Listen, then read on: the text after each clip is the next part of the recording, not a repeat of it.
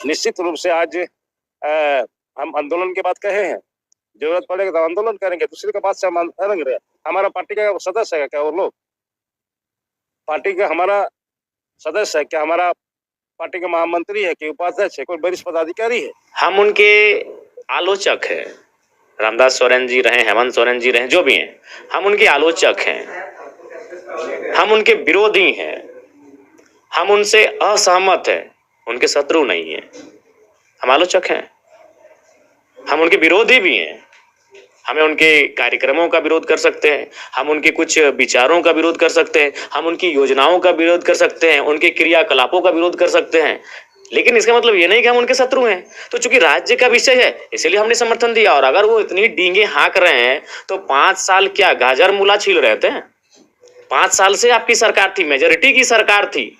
5 साल में कहे नहीं 1,36,00,000 का जो आपका बकाया है वो कहे नहीं पैसा लेके आ गए। इस बार भी लेक्चर मंच में काहे भाषण देना?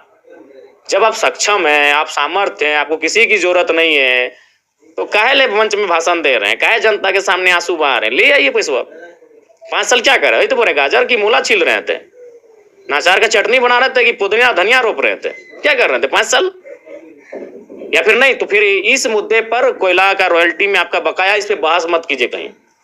आप काम कीजिए, कागजी काम करते हैं, आंदोलन के माध्यम से काम करते हैं, किसी तरह करते हैं, आप काम कीजिए। अब बहस करने की, दुनिया को बताने की जरूरत नहीं। अगर आपको किसी की मदद ही नहीं चाहिए तो जनता को क्यों बता रहे हैं?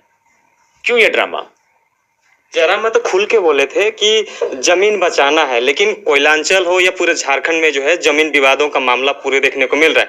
गोलीबारी चल रहा है, बमबारी चल रहा है, रैयतों के साथ जो है अलग अलग घटनाक्रमें अपनाई जा रही है। लेकिन इस चीजों को लेकर जो है अभी भी सटीकता से कोई नियम कानून के दायरे पर रहकर कोई भी अधिकारी हो या सरकार को समझना चाहिए जो जमीन का जो सब्जेक्ट है वो राज्य सरकार का सब्जेक्ट है, जो इसलिए राज्य सरकार को जमीन संबंधित मामलों को संज्ञान में, एक्शन में रखना चाहिए।